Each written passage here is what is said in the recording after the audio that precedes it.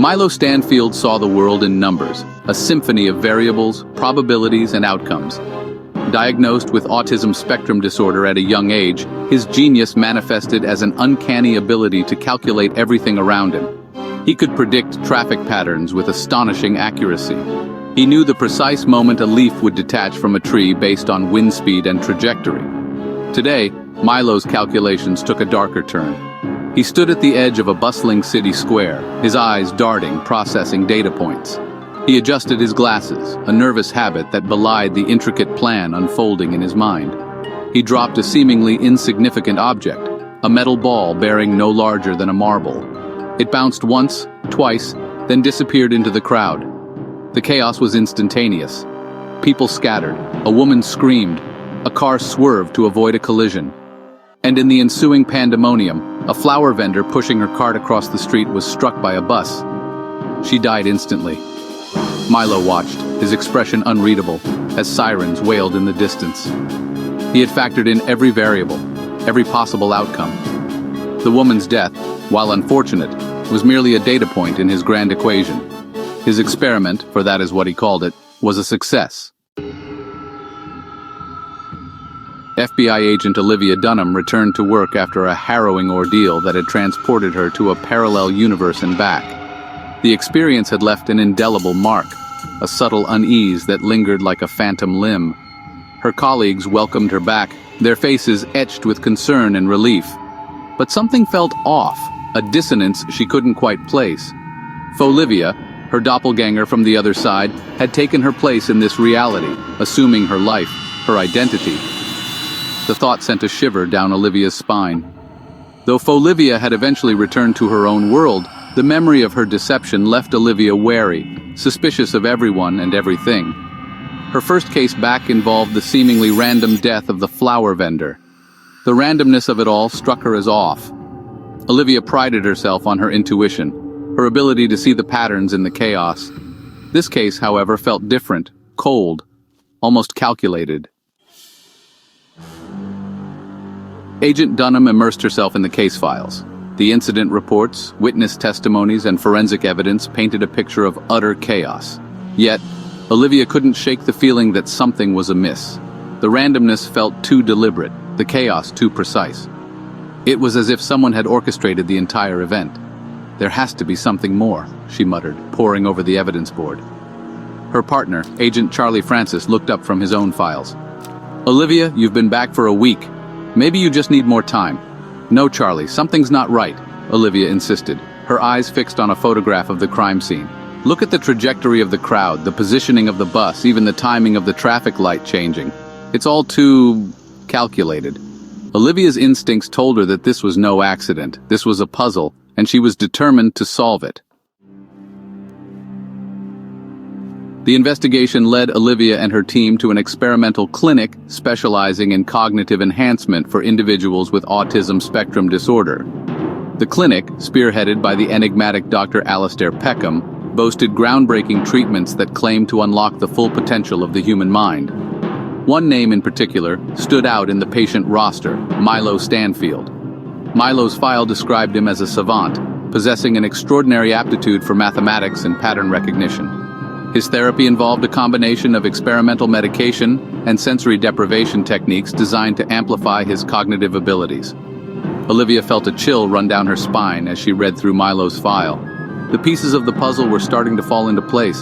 The calculated chaos of the accident, the precision of the events, it all pointed to someone with an extraordinary ability to manipulate variables and predict outcomes. Could this seemingly harmless young man be responsible for the death of an innocent woman? Back at the FBI field office, Olivia shared her findings with her team. She laid out her theory, connecting Milo's exceptional abilities to the seemingly random events that led to the flower vendor's death. You're saying this kid, this Milo, orchestrated the whole thing? Charlie asked, incredulous. I know it sounds crazy, Olivia conceded, but the more I dig into this case, the more convinced I become. This wasn't an accident, Charlie. It was a calculated act. However, doubt lingered in the air. Olivia could sense it in the hesitant nods, the skeptical glances exchanged among her colleagues. She understood their reservations. Accusing a young man with ASD of such a crime was a serious matter. Yet her instincts screamed at her, urging her to delve deeper into the labyrinthine corridors of Milo's mind. Olivia and Charlie paid a visit to Dr. Peckham at the clinic. The doctor, a man of sharp intellect and even sharper features, seemed surprised by their interest in Milo. He spoke highly of his patient, praising his remarkable cognitive abilities and the progress he had made under his care. Milo is a brilliant young man, Dr. Peckham asserted, his voice smooth and controlled. His mind operates on a different level than ours. He sees patterns where we see chaos, connections where we see only coincidence. Olivia, however, noticed a flicker of something else in the doctor's eyes, a guarded expression that hinted at a deeper truth. "Dr. Peckham," Olivia pressed, her voice firm but respectful, "we believe Milo may have information relevant to an ongoing investigation. We need to speak with him." The doctor hesitated, his gaze shifting between Olivia and Charlie. It was clear he was wrestling with an internal dilemma. Dr. Peckham, after much persuasion, agreed to allow Olivia and Charlie to speak with Milo. They found him in a secluded room, surrounded by complex mathematical equations scrawled across whiteboards. He was a slender young man, his eyes bright and alert behind thick glasses. He barely acknowledged their presence, his focus entirely consumed by the problem in front of him. Olivia approached him cautiously, her every instinct telling her to tread carefully. This was not a hardened criminal, but a brilliant mind teetering on the precipice of something far more complex. "Milo," Olivia began, her voice soft yet firm. He finally looked up, his eyes meeting hers for a fleeting moment. In that brief exchange, Olivia saw a flicker of something akin to fear, a vulnerability that belied his genius.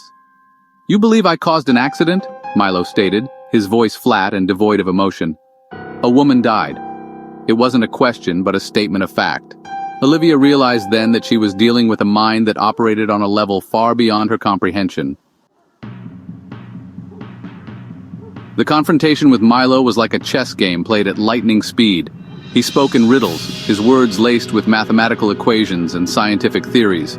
Olivia tried to keep up, her mind racing to process the torrent of information. He admitted to manipulating the events that led to the woman's death, but he saw it as an experiment, a test of his abilities. "The woman's death was unfortunate," Milo stated, his voice devoid of remorse, "but it was a necessary outcome, a variable in a much larger equation." Olivia felt a surge of anger. How could he be so callous, so detached from the human cost of his actions?